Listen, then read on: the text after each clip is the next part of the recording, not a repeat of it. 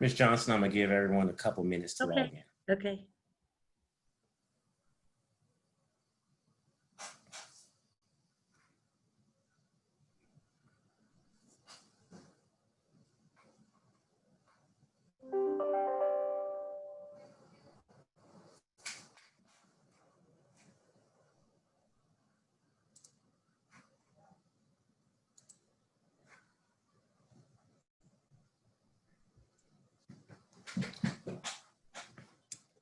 Good evening, everyone. We're gonna give everyone about 2 minutes before we begin the webinar to give everyone a chance to log in and get set up. So in a couple minutes, we will get started. Thank you for joining us this evening.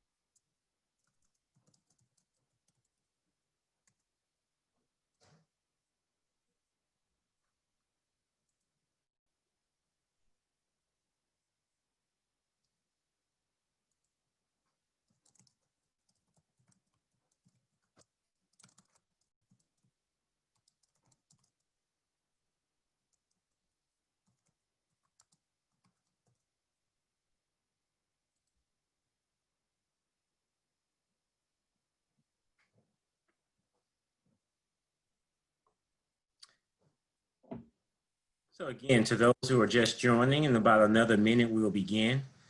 I do see we do have 136 participants at this time. So that is good to know. And someone has asked a question, can you see us? And no, we cannot see you. So you are free to eat and do anything else. The only faces you'll be seeing this evening are those who are at the top of your screen.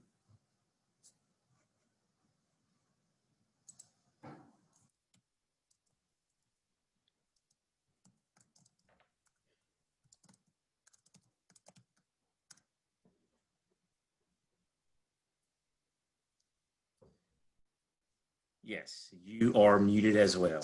So the only way that we will be able to interact with you all is through the Q&A, the question and answer. So we can't see you and we cannot hear you.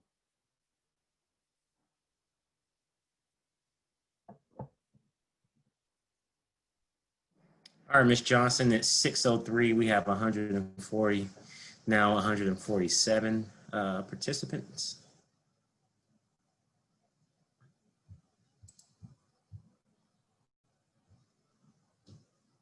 And so we'll begin. So good evening, everyone. My name is Ray Morris Barnes, in case you cannot see it on your screen. And welcome to the class of 2022's webinar here with the 11th grade principal, Miss Valerie Johnson, who will be our host this evening. We have another panel. We have a panel of other guests, and Miss Johnson will introduce them. This is our first Stratford webinar. If you see a look of expression of shock or like, oh, didn't know we could do that, it's only because this is our first time actually trying this format out. If there is a issue with sound or video, it could be us, it could be you, have no idea. Hopefully it gets resolved. I do want to also let you know we are recording this session, and we will have the recording, and we'll be able to post it for any families and students who were not able to attend this evening and join us.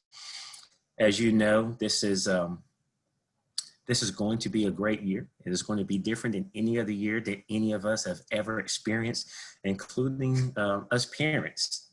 This is entirely different, but we embrace the differentness. We embrace the challenge. And while we know that it is hard to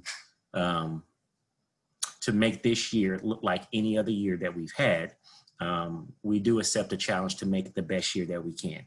And it may be more opportunities where we have webinars and Q&A sessions to help answer questions for our students and our families as we go along through this process. There's only so much that can be typed on a Sunday, even though I have pushed the limits and typed almost close to 3 or 4 pages before, and then I hit backspace and delete it all. But there's nothing like a good old-fashioned sit down and let's break bread and share with each other. And so we wanted to be able to have this opportunity to present a few things that may be pressing on your mind.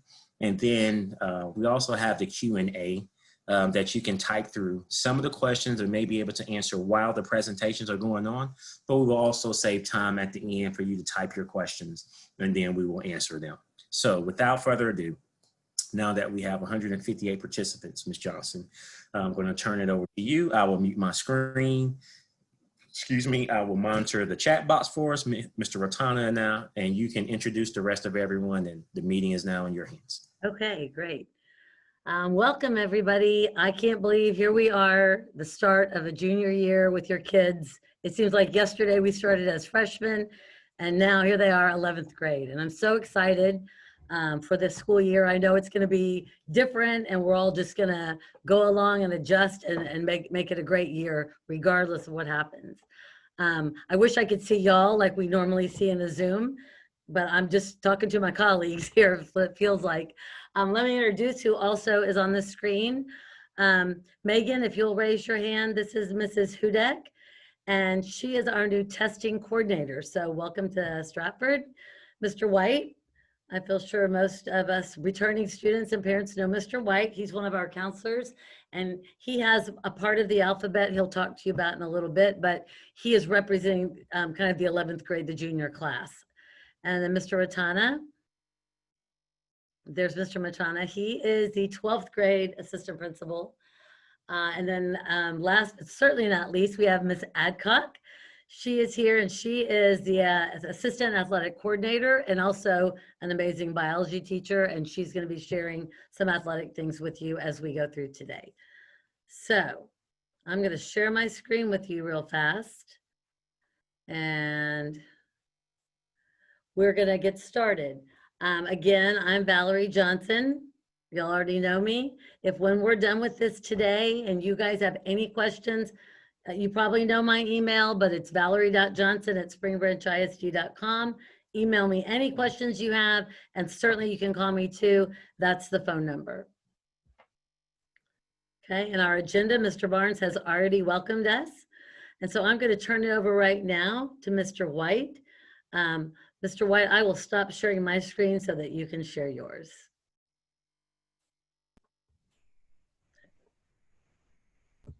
All right, happy to be here. So thanks for having me. So I was asked to talk to you guys a little bit about college and then just kind of introduce, because some of the my colleagues, our roles may have shifted a little bit.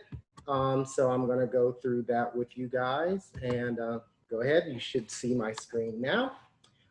So yeah, this is who we are. This is the counseling team.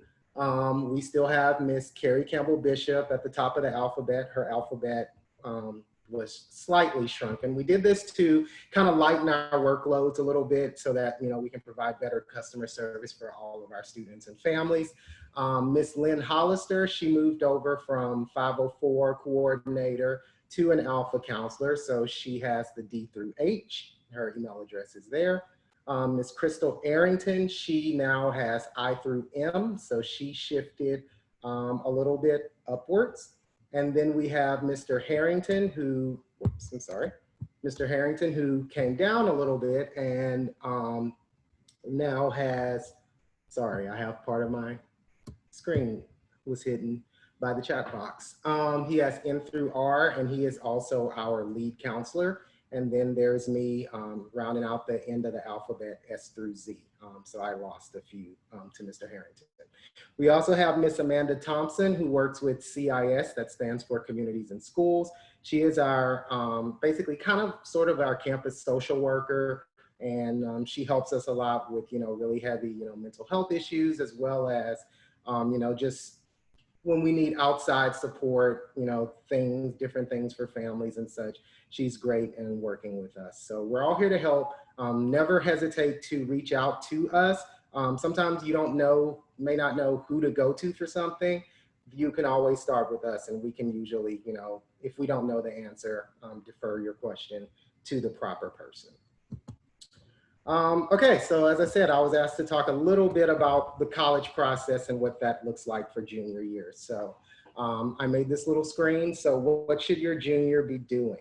First off, you know, the big part of high school is we love them, but we want to get them out eventually. So you want to make sure that your child is meeting the graduation requirements. Us counselors, we check transcripts and do credit checks every semester. We're always reviewing, but we're human. Every now and then something might get by. So if you know your child struggled in an area or may have been unsuccessful in a class, it never hurts to just follow up and say, hey, was that class taken care of? Does everything look good? Or, you know, did they make up the STAR test like they needed to, or something like that? So it never hurts to ask. Beyond that, continue taking rigorous classes and courses to improve the GPA. GPA is still very much an important factor in the college admissions process. And also junior year is usually the last thing that colleges see, because when students apply to college their senior year, when they submit their transcript, unless they're applying in the spring, it only shows through junior year. So junior year is very critical and the last time to improve GPA before applying to college. Of course, all those things that we tell students, you know, get involved, particularly by this point, try to get some leadership under your belt, as well as volunteering. Something a college recruiter told us one time really struck a chord, and it was basically be genuine. Have your student work with things that they're really passionate about or that they enjoy. Colleges, the guy told us that they can sometimes spot a fake, like if a student is just doing things just to look good for college. So, and while those things are still good, try to have them do something positive that they really, you know, feel or are passionate about, because when they write us those brag sheets or when they write their admission essays, that really comes across when they really feel strongly about something. Of course, this is the high time to start researching colleges, you know, military options, career options in different universities. Allianz is a great tool for that. I'll quickly go over a little bit of that on the next slide. But particularly add colleges that they're interested in a tab under Naviance called Colleges I'm Interested in. It's a great place to just kind of put information so that your student can refer to it quickly. If possible, I know large groups and testing might look a little different this year. If possible, take the SAT or ACT. Many colleges, we're getting an email or two a day right now from random colleges. We got one from UH last night that we saw this morning, basically saying they're going test optional.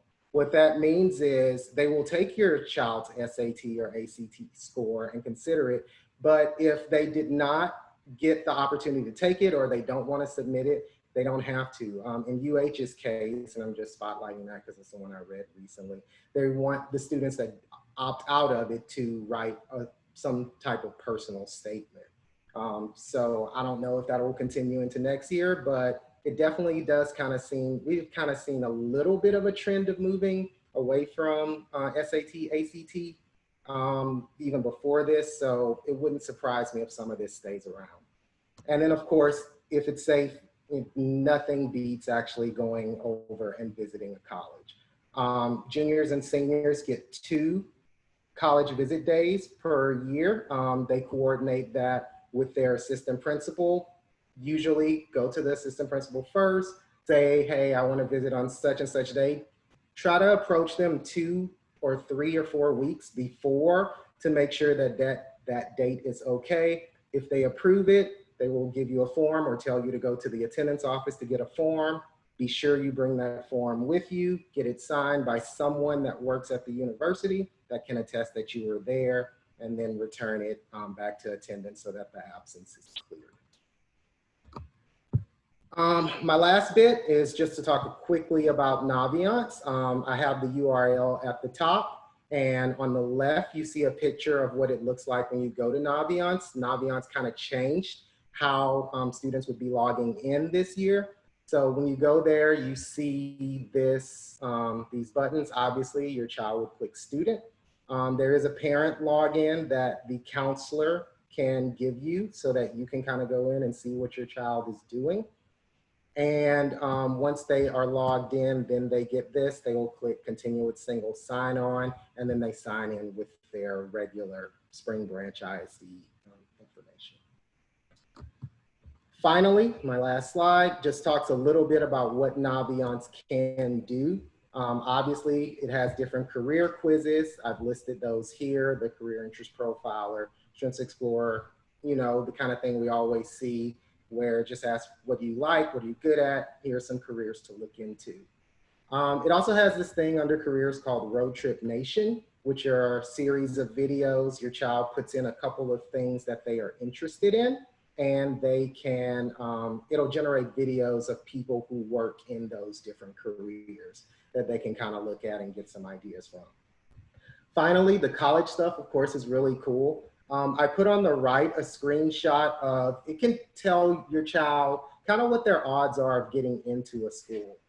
It pulls their information from Skyward, so it'll have their GPA. It'll also have if they've taken SAT and ACT score, and it basically just compares their data to other students that have gotten into that school. So for this one, I searched University of Houston. It looks like this student would have a pretty good chance of getting into University of Houston based on their data.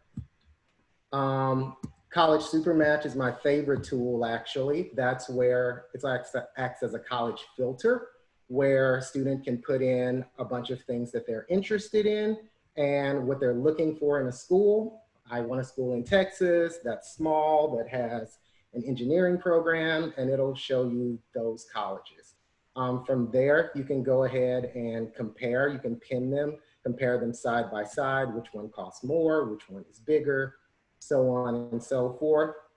And it can also, of course, just be used for general research. Obviously, I could do a whole staff development on Naviance. I actually have at some of the peer group meetings, but never hesitate to reach out to your child's Alpha counselor. We really are here to help. And if you would like additional help with Naviance, we are here for that. So I will turn it back over to you guys. Thank you, Mr. White. I appreciate that. As he said, there is a ton of information on Naviance and preparing for college. We just wanted to give you a little taste today and just give you a little taste of a couple of different items. So know that there can be definitely more to come if needed. Next, I'm gonna hand it over to Ms. Hudek, and she's gonna talk to us about what tests juniors take this year.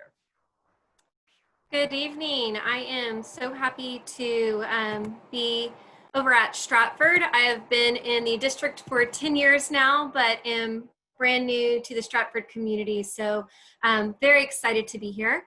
A couple things to discuss as far as testing is concerned. Sorry. My name is Megan Hudek, and my email address is listed as well if you needed to reach out if you had a question pertaining to test for your student. Some of the potential test dates, and I do say potential and subject to change because with everything going on right now with COVID, we don't know what could possibly happen tomorrow. But some of the tests that our juniors will be taking is the National Merit Scholarship Qualifying Test, which is part of PSAT. That is tentatively set for the month of October.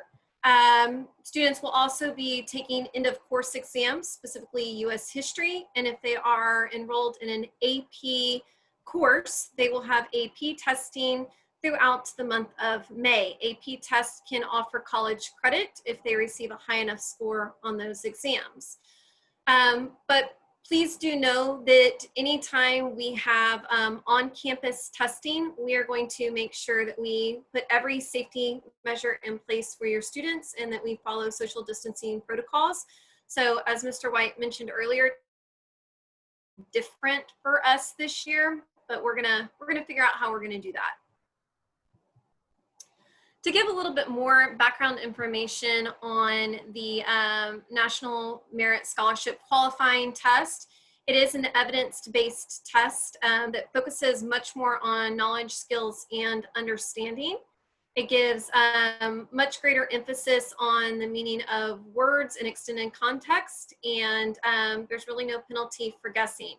It's a really good thing for our 11th graders to take because it could help recognize them for scholarships as they start applying to different colleges, and everybody could use some free money for school. So it's a really good thing for us to be able to have our kids go through and do. And again, that'll be sometime in October. More importantly, some of your students have already taken some end of course exams, and this is part of our required assessments for students to be able to graduate in the state of Texas. There are 5 exams that our kids will be taking, and the last being U.S. history, their junior year. It is heavily based on the Texas Essential Knowledge and Skills, which is our curriculum standards for the state. And it's just too much like STAR, we're making sure that our kids are successful in what they're learning in their classrooms, and that it's helping them prepare them to succeed in college and careers in the future. If a student is currently taking an exam in middle school, if you have kids in middle school right now, the scores do count for high school. If you have further questions about that, you can always email me, or you can also get onto the TEA website for end of course. For AP schedules, there is a lot going on for our AP courses. These are through College Board. As you can see, I've got a pretty loaded schedule of exams throughout the month of May. Students can register for these tests through the College Board website. They are given towards the end of the year after the student has finished a majority of the curriculum in the class. High enough AP scores can give them college credit. So when you are getting ready to decide if you're going to take one of those AP tests, that is something that parents, you want to make sure that your kids are responsible for doing. They can go ahead and get onto the College Board website. They are going to register, and they'll be able to take their test in May. I am going to ask that all students register for their AP exams no later than October 23rd, so that we can make sure that all tests have been ordered and payments have been put in place. One of the things that College Board is changing this year, because of COVID and there being unusual circumstances, is that if for whatever reason your student decides that they're going to go ahead and register to take an AP exam, but they do not end up taking that test, there will be no cancellation fee for that exam. So you won't be charged for not taking the exam. Eventually, we will have an area on our Stratford webpage that will be specific to testing, so that you've got kind of a one-stop shop that you can go in and you can start looking up what are some of the testing dates, what are some of the protocols to go through when registering a student for an AP exam, or if there's any type of accommodations that you need to register your student for, in particular for things like the SAT or AP exams. So that will all be on our website soon. And if you have any questions, please feel free to reach out. Again, I'm Megan Hudick, and I hope you all have a good evening. Okay, we're going to hand it over. We're going to spike it over to Miss Hadcock. Hi, everybody. I am really glad to be here. I'm glad that you all are coming. We're excited to see our students very soon. Our halls have been quiet without them. So we're excited to get back to work on Monday, but even more excited to get to see some of their faces in person in a couple of weeks. I just have a couple of things for athletics.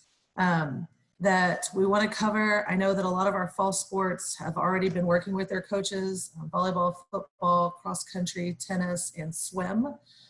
We've all kind of either been hard at work in SAC and SSI early in the morning, starting about 6:30, or in the afternoon, which is what tennis and football are doing right now. So for those of you guys that are out of season, so our basketball team, soccer, softball, baseball, track, all of those guys, basically what's going to happen is the same for in-season sports and out-of-season sports the next 2 weeks. Everybody will be online. No athletes are coming up during an athletic period. Those coaches will meet with their athletics periods during the Zoom time that they are assigned. And then coaches can do a variety of things during that time, whether it is assign an online workout, get to know the kids, do some leadership work. We have a character development curriculum here in our school district called 2 Words. And probably most coaches, if not all here at Stratford, use that program to work on the development of character of our in our athletes. So they may work on that. There's also the yearly steroid video and safety PowerPoint that coaches can show during this time, so that they don't have to use that face-to-face time after Labor Day. So for the next couple of weeks, virtual learning for in-season and out-of-season sports may look pretty similar during the athletics period.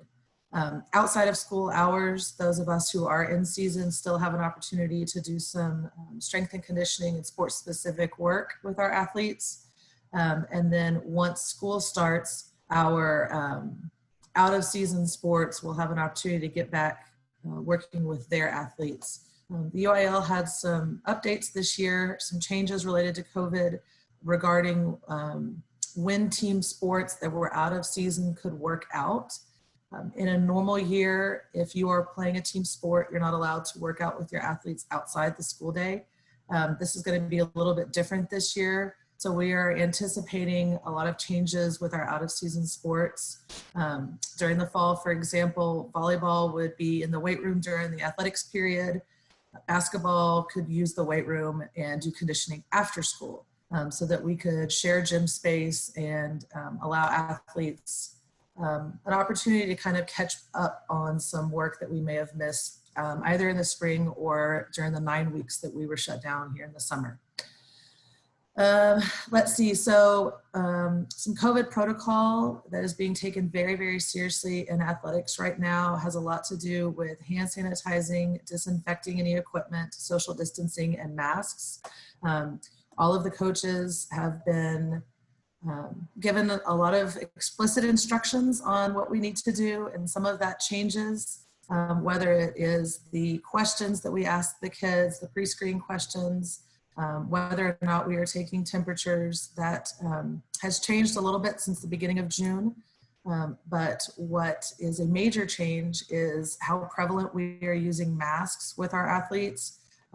And our district stance on that is when athletes are not working out, they are definitely in masks.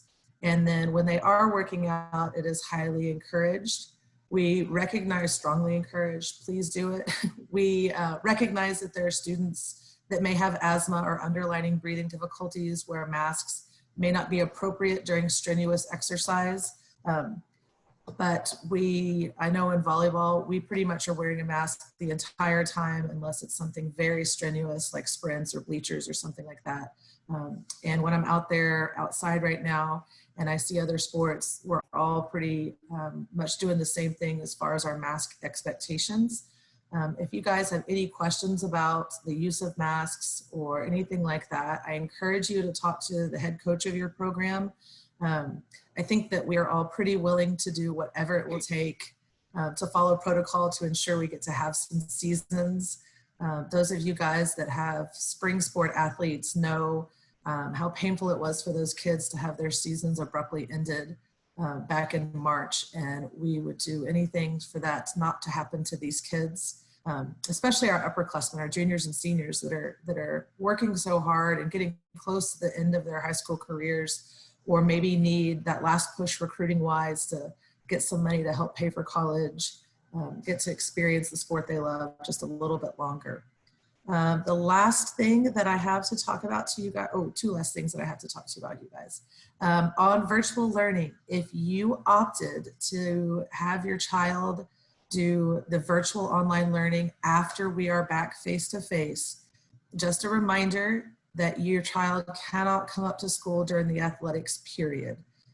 If they are in season, they can come work out with their team, golf, swim, volleyball, etc. After school or before school, depending on when that sport practices. But if they are a virtual learner after starting September 8th, they cannot be up at school during the athletics period. That is still a virtual learning experience time for them.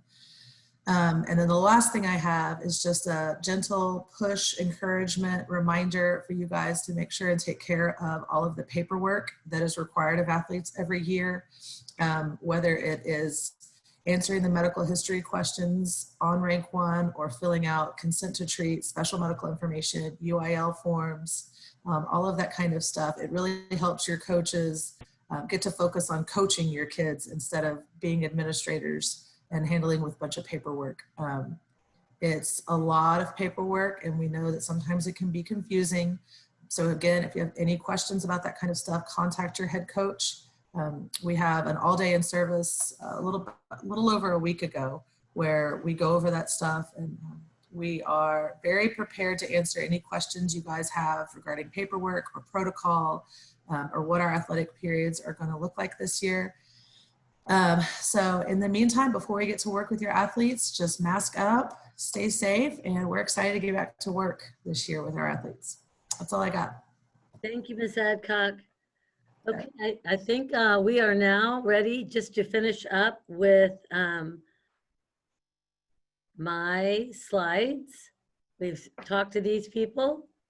We're going to talk about parking.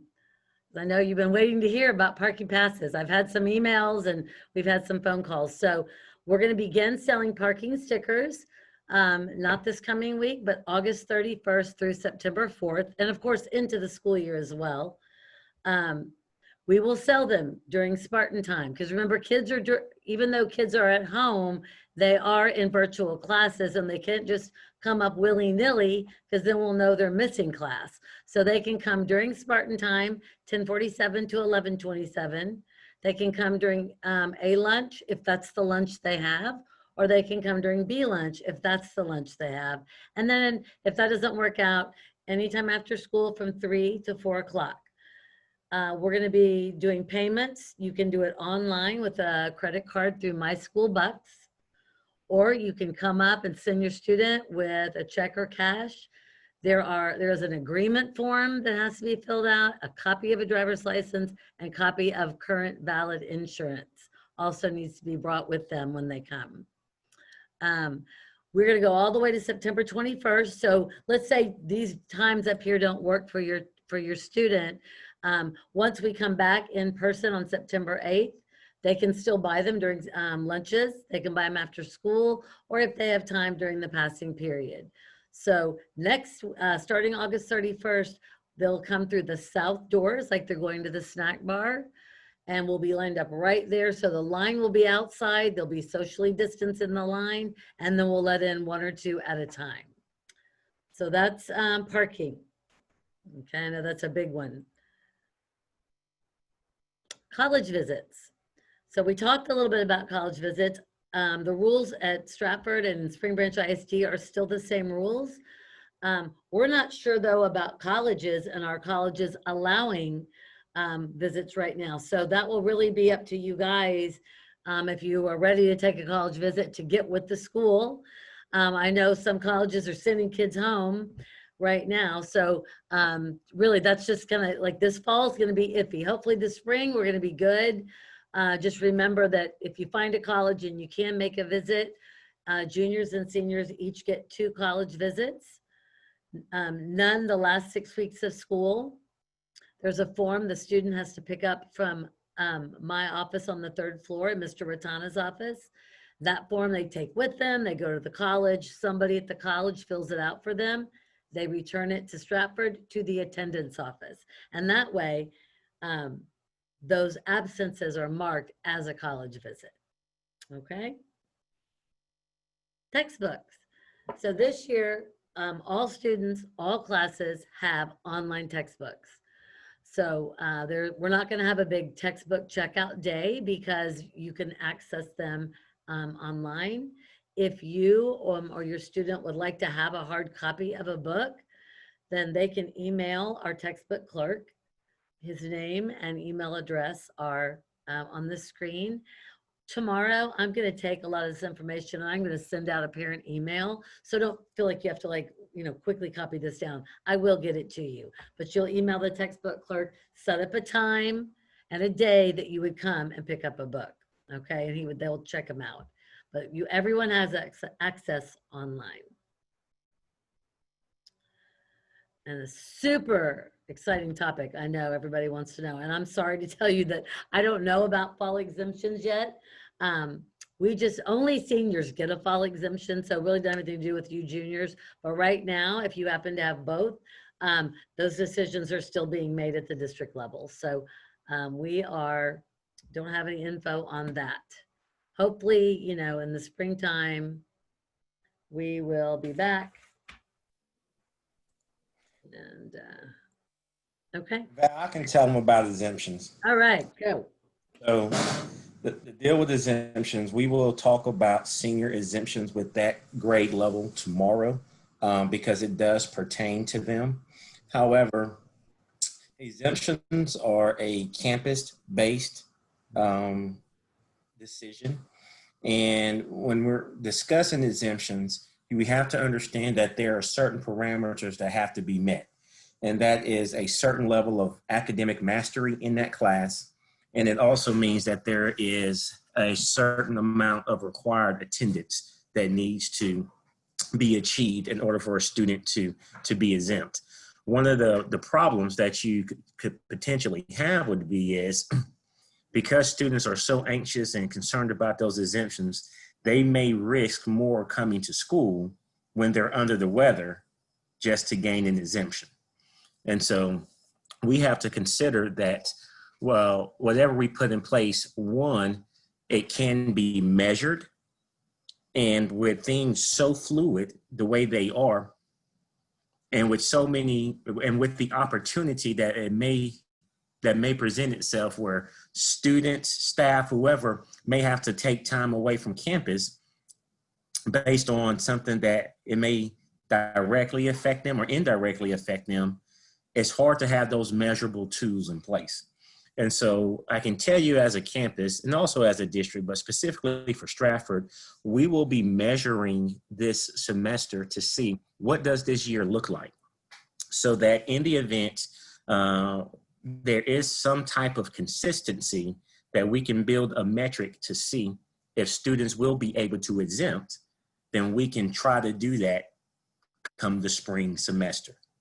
And I say all of that because there was nothing more heartbreaking last semester than for the class of 2020 to not have an opportunity to have their prom. And if you watch Channel 2 News, you know that I wrote about that for all of Houston to see. But that was disappointing. There are other aspects that were disappointing. We had to shift the graduation and so many other things. They weren't able to have a yearbook signing like they were supposed to, an end of the year celebration with staff and students. And so those are moments that they can't get back. And so now that we're heading into this year, we are going to try to do our best to give our juniors as much of a junior experience that we can. But in the event that we can't, it is not because we're not trying to.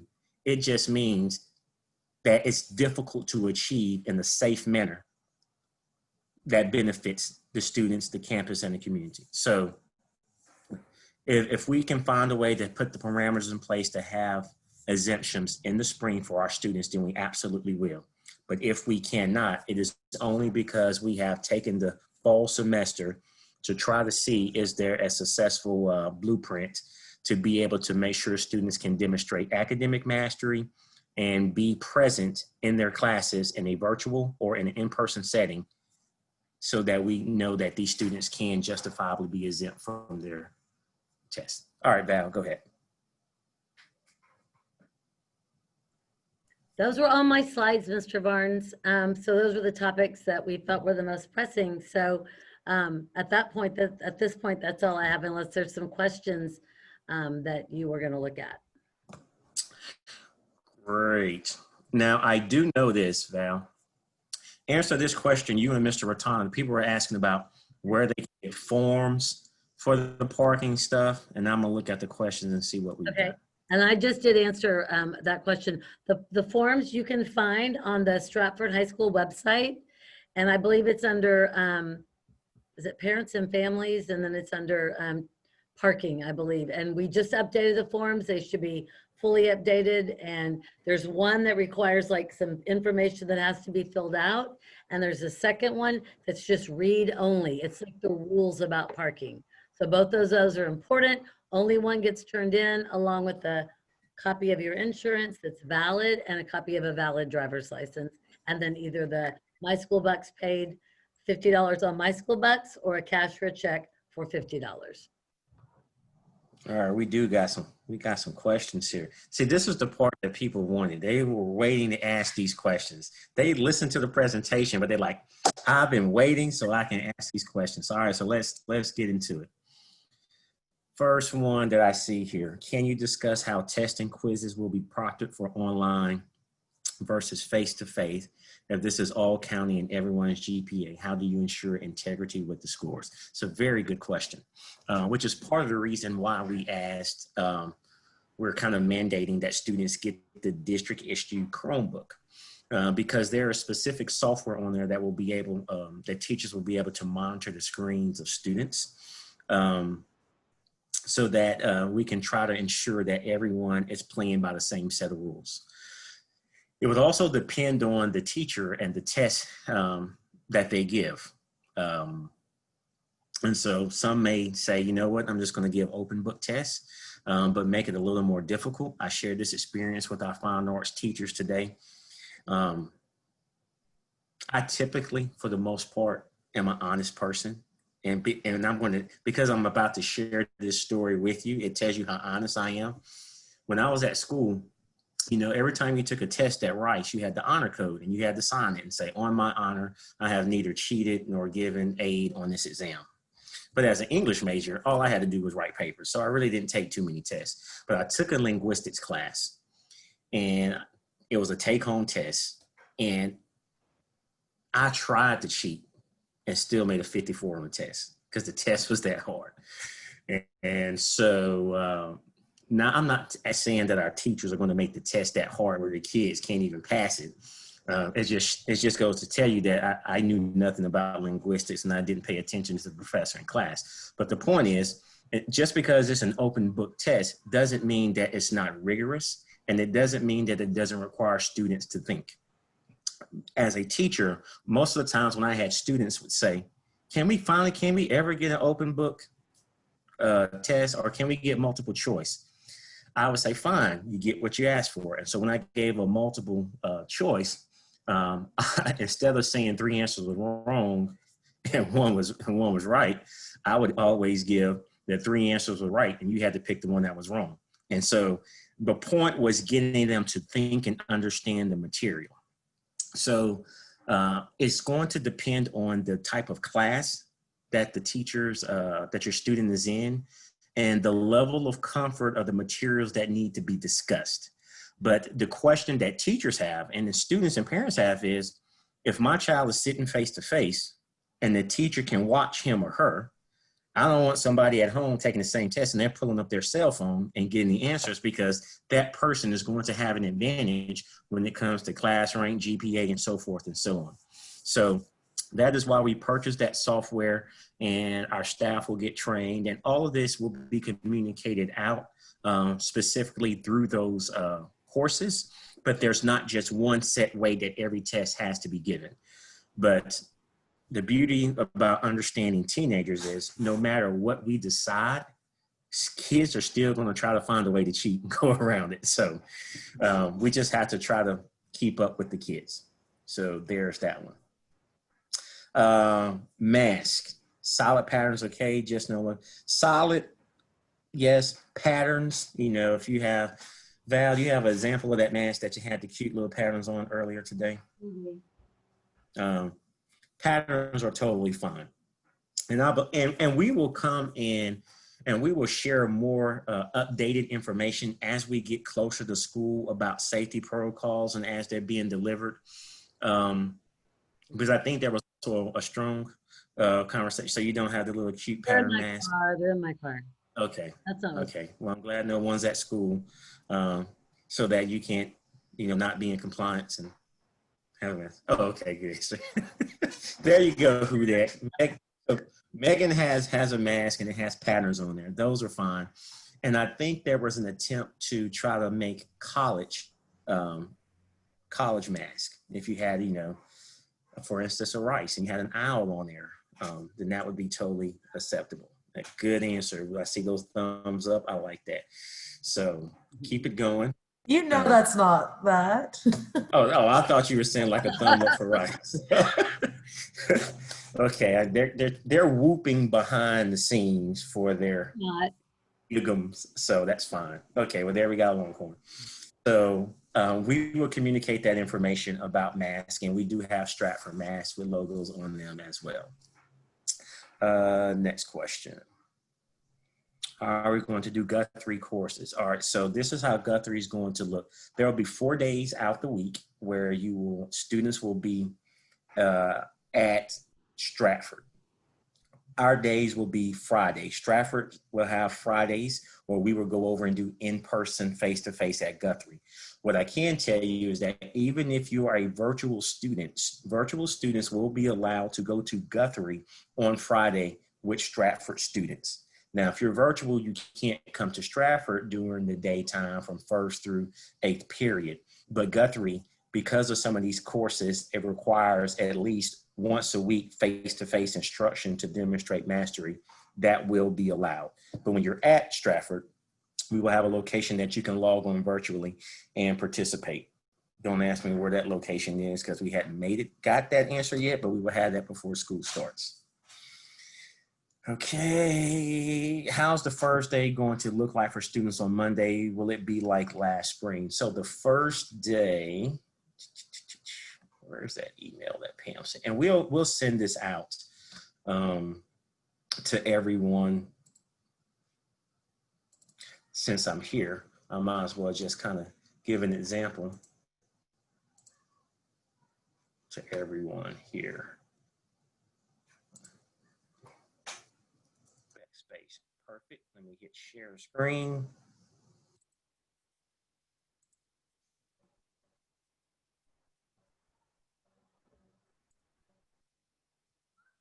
All right, so we will share this detail out with our families this weekend. Now that all teachers got this today, so they should also be able to communicate this. We're going to go through all of our periods on Monday. We won't go through Spartan time because we have a whole week of Spartan time, but we will hit every single period so that every student can see all of their teachers face to face. And there's approximately 45 minutes in there. There will be school-based information the first 10 minutes, and then the last 35 minutes will be for introductions and class syllabus and so forth and so on. So that is what Monday will look like.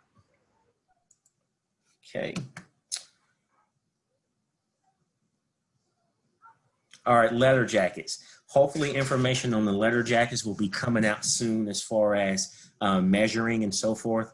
Once this is over with tonight, and I know unless you have a senior, I'll be sending the communication out to our community about yearbooks, but also about senior portraits. We do have permission that's given that the vendor, the photographer will be able to come into the school and set up. They have to have a safety plan, and students will be allowed to take their senior portraits for their yearbook. So we just got permission for that 2 days ago. And so I'm hopefully now that things are starting to relax a little bit, the letter jacket information will be coming.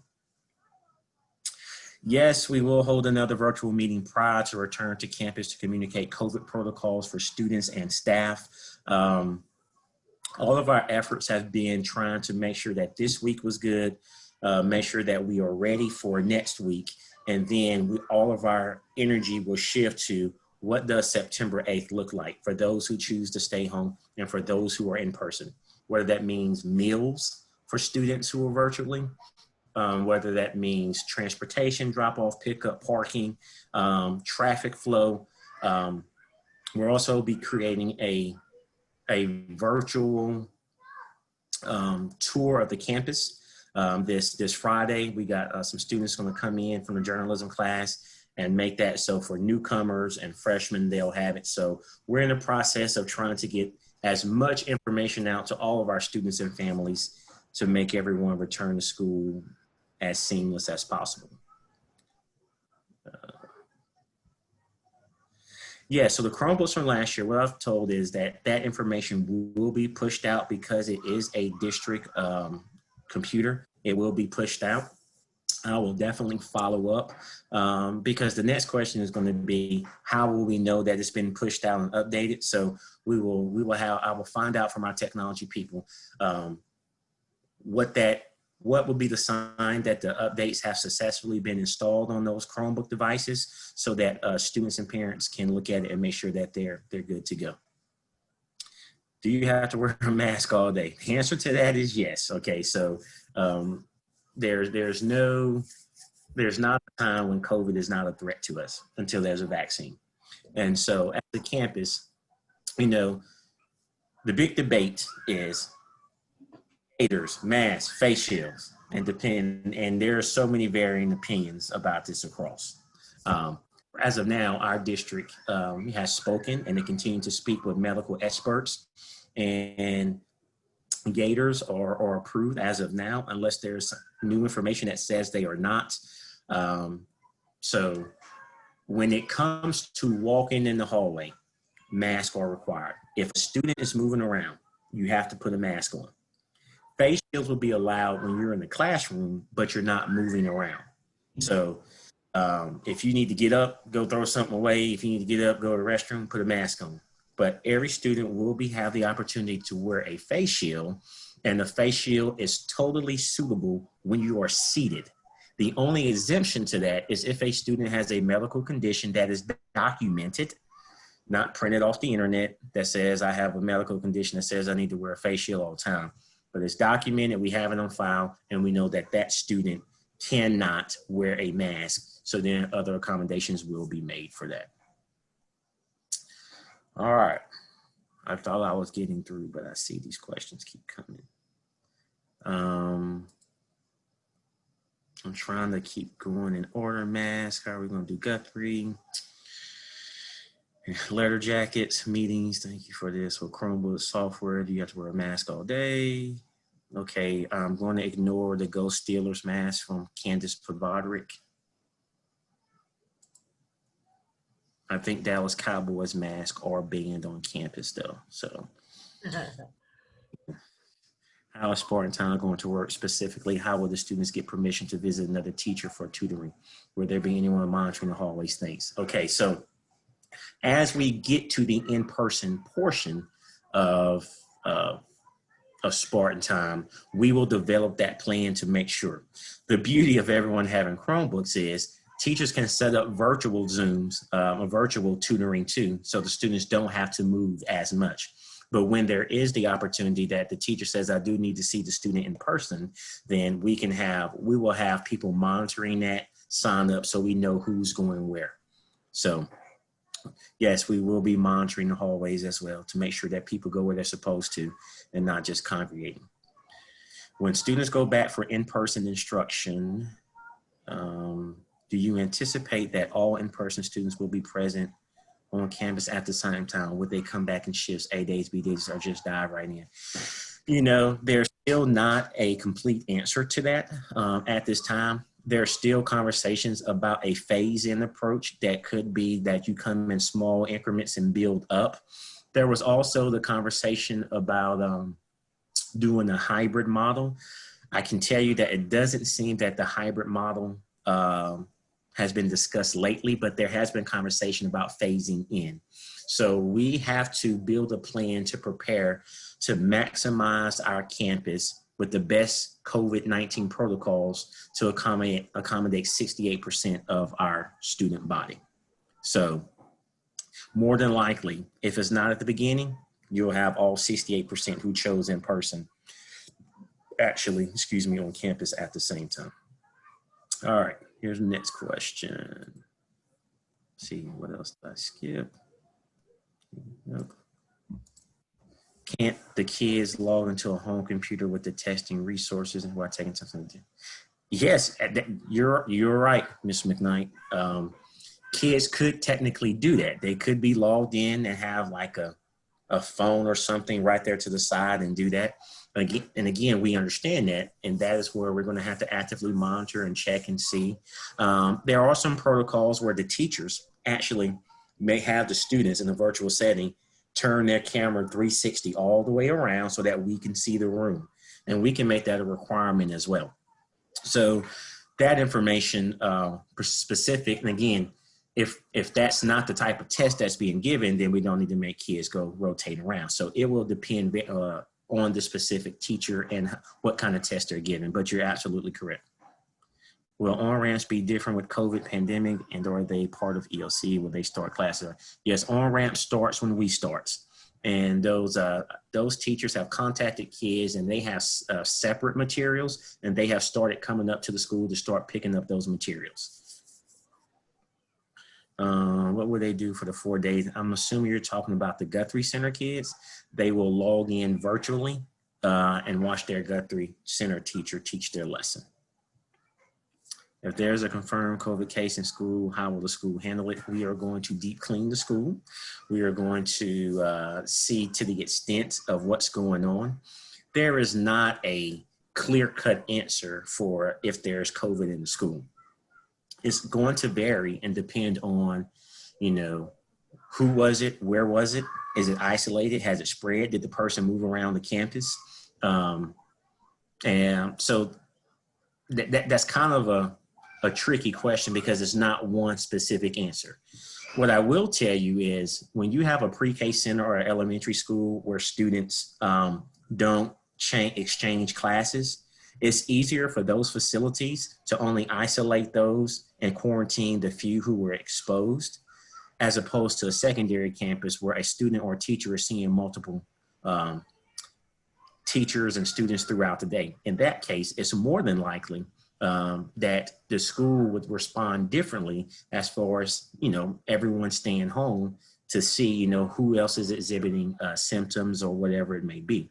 So because you don't have a specific scenario, I can't give a specific answer, but do know we are extremely aware and understand that how a high school campus responds is vastly different than how an elementary or a pre-K center does respond.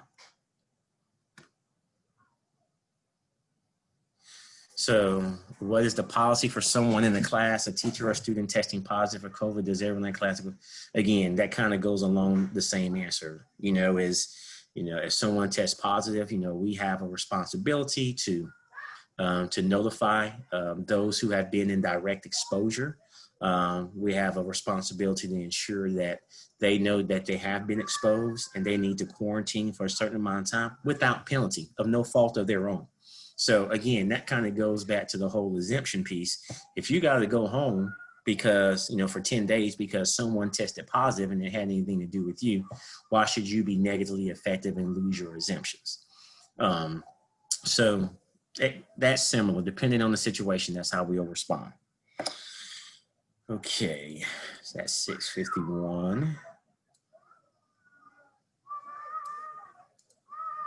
What is the number will be on campus online after September 8th? Again, that's where I was saying about 68% of our students have chosen in person. Now, there are still people who are asking, and we're holding the line. We can't keep moving people in and people out because it messes with the master schedule. I imagine at some point within the next couple weeks, if I'm at liberty to give the exact number, then I will share that, but I can tell you it's roughly 68%. If when a vaccine is available, will it be a requirement for in person? What I know is this. I know TEA is committed if parents have chosen to be virtual all year, that they're not going to be penalized, because even if there is a vaccine, there's still going to have to be a rollout And then the other part is a lot of people are going to say, let me see the second, third, fourth rounds of vaccines before I get one. So no, we are not going to penalize any students who choose to stay home all year long, even when there is a vaccine.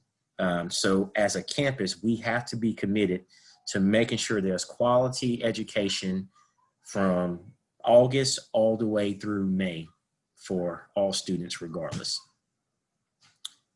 Yes, we do have face shields for students. They don't have to purchase those. We do have face shields.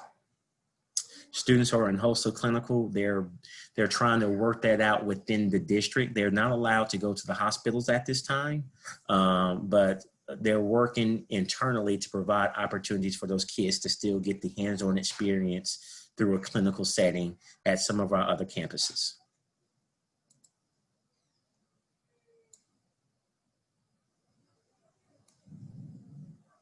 Okay, next. Boy, we're finally getting towards it. Coach A, I missed the letter jacket Q&A. What was it or when is it?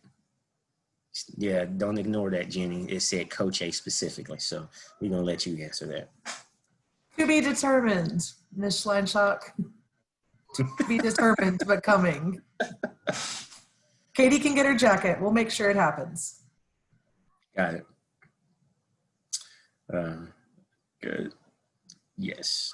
Yes, we will have more informational meetings. And honestly, because of this situation, I expect us to provide more informational meetings than what we typically have because, you know, parents aren't allowed to come to the school.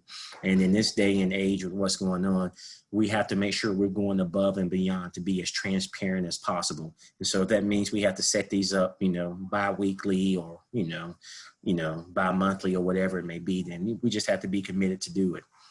As a parent, you want to know what's going on at the school. You want to know your child is safe, and you want to know, you know, the pulse of the school. So, and there's only so much that can be communicated in the letter. There's better when you have a chance to actually communicate in person. All right. Is there a possibility of them running out of passes the first year needs to drive to school? There is a possibility, depending. Now, for most juniors, you know, if you're able to drive now, you will be okay. The ones that are probably be in jeopardy are those sophomores who are old enough and then they start trying to get passes. So for the most part, most juniors should be okay, and seniors. Are there pre-established breakpoints and events where in-person learning will be paused? If there are, they're keeping that under lock and key.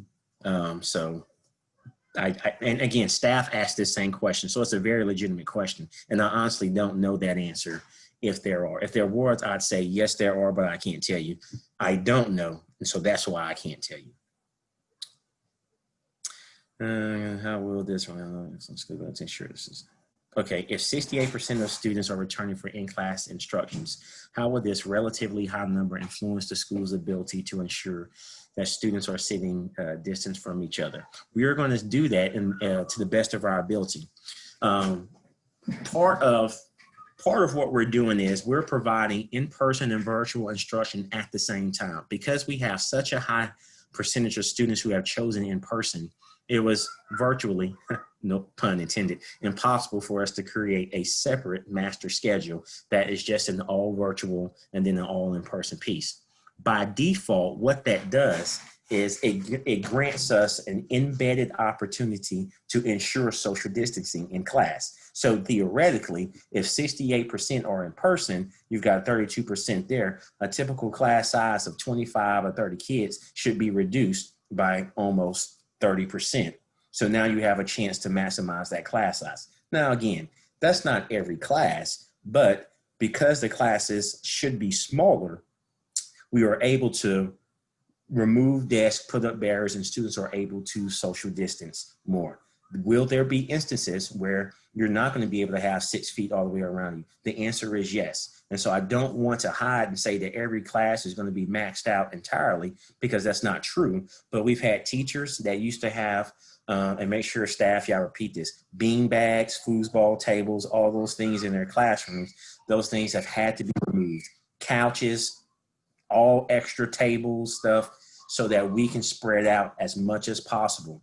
We also are getting dividers in classes that have tables. So Again, as we have more meetings towards the closer to the start, we will be able to show and demonstrate the various steps that we're taking to ensure that we are maximizing the opportunity to social distance in class and throughout the school. Okay. How will hosting the Academy of Science and Engineering work if my student is virtual? I don't have specifics on that. I know those teachers are working hard to develop a curriculum to provide that best experience as possible. We can have those teachers reach directly out with you and let you know exactly what that's going to look like for those. Okay. Attendance is required in each class. Yes. Who is attendance clerk for Dr. Dennis' appointment? That should still be the same. Does that go down to the attendance ladies, Val? Or does that grade level officer what? I'm sorry, ask that question again. I was Someone was answering. asking. Who's the attendance clerk for doctor's appointments and whatever? This is Lopez. Does this Miss Lopez have a first name?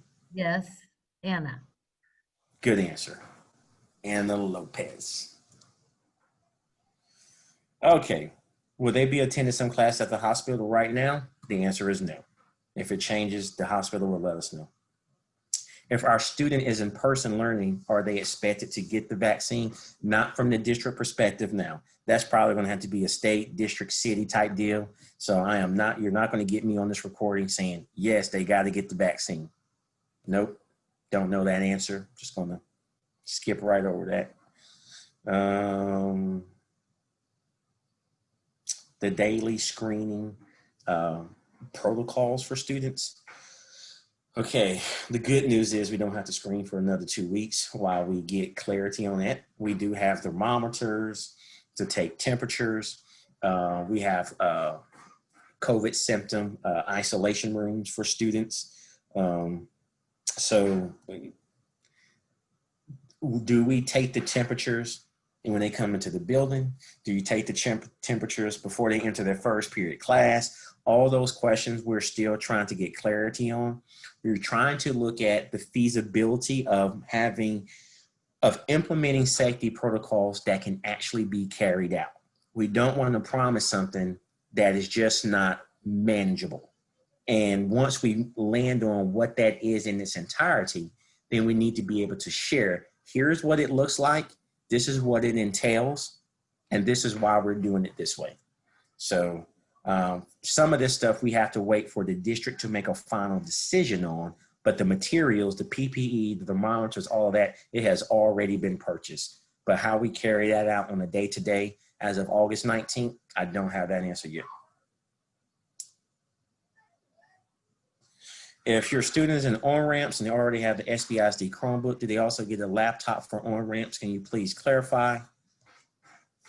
Does anyone know that answer about the on-ramps laptop? Okay, so we're gonna have to, Donna, we're gonna have to let her know the answer to that question. So might have to have the on-ramps teacher reach out. And the answer is right now, will they be attending class at the hospital? The answer is no. Great, awesome.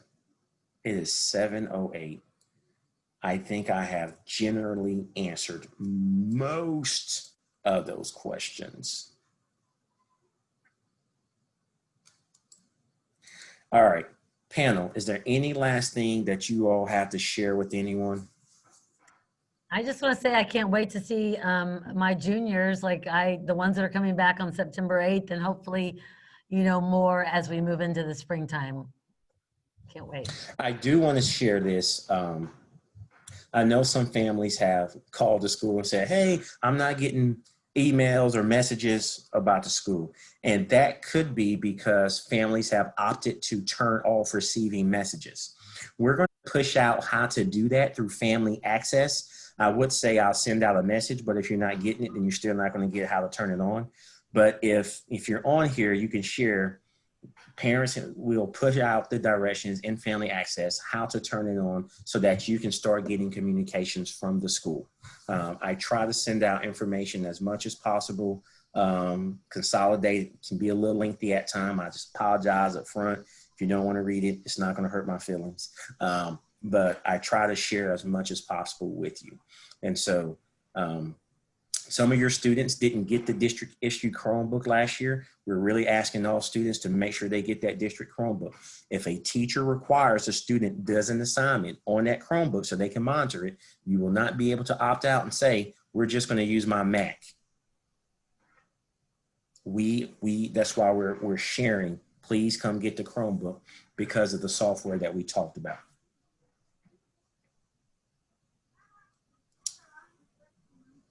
Ms. Johnson, can you please add Becky to your distribution list? She said that.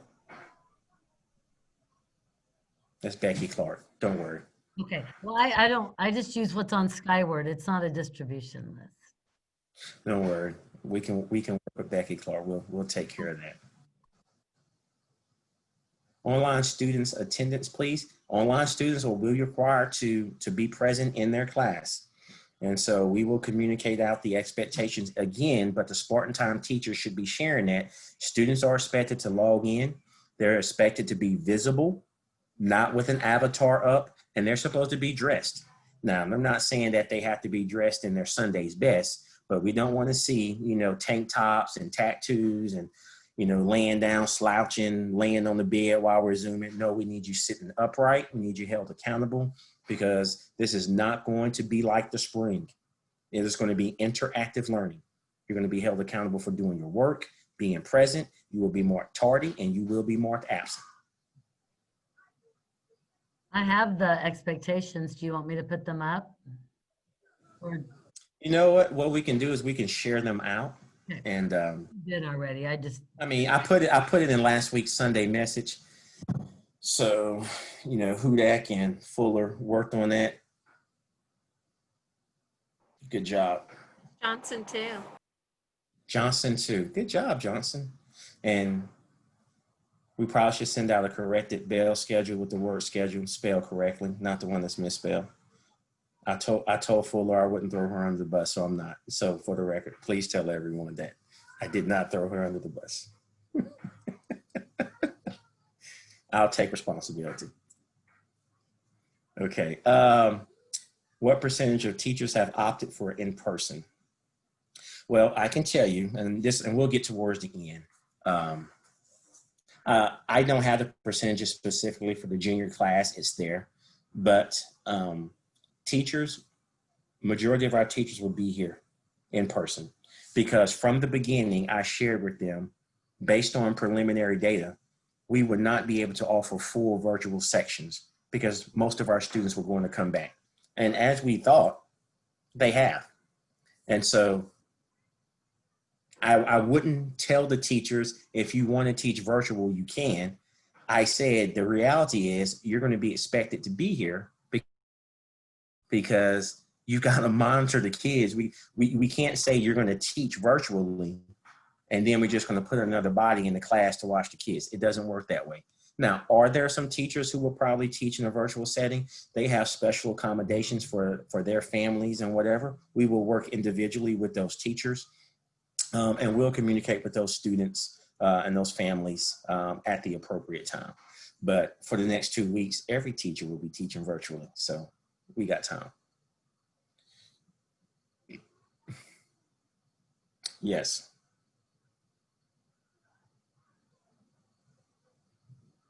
Yes, Mr. Jenkins, they're going to do it both at the same time. And we've been working on that for the past 2 weeks, trying to get good.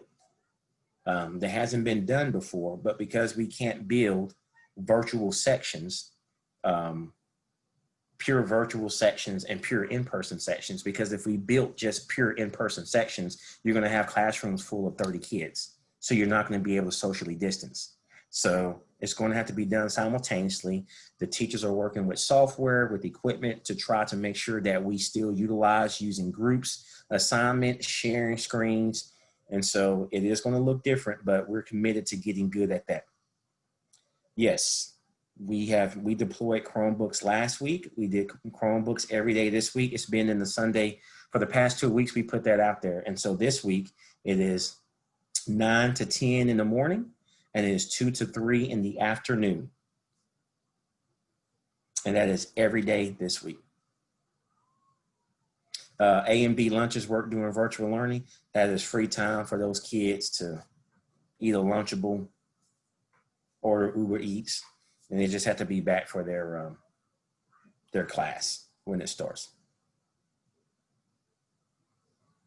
Yeah, when there's internet connectivities, we've built in parameters to ensure students still get credit for that. And so we will be sharing that information with students. The key to that, though, about when there's connectivity issues, you have to be strategic how you say it. Because a student that says, oh no, my computer is going in and out, so I'm not going to be live on this class right now, so I'll just mark me as present, I'll do my work later. No, we've got to be strategic and careful how we communicate that, you know, there's connectivity issues. But we know that there's going to be issues, and we're not going to penalize kids if there's internet issues for them or for the teacher, because it could be both. The teacher could have issues with no fault of the student. Yes, parents can pick up the Chromebook for their students, just need to know their ID numbers. Yes, the AB Day calendar will be updated. All right, so 7/16, it's been real, it's been fun. It's been real fun. So I hope you all have a great evening. Thank you for being here. If you have any questions that did not get answered, it is valerie.johnson@springbrancisd.com. She is your grade level assistant principal, and she is more than willing to answer any questions that you all have. Again, we will post this recording, and we will have more of these in the future. Stay safe. I would say be careful driving home, but hopefully you're already there. So be careful logging off. See you later. Bye-bye.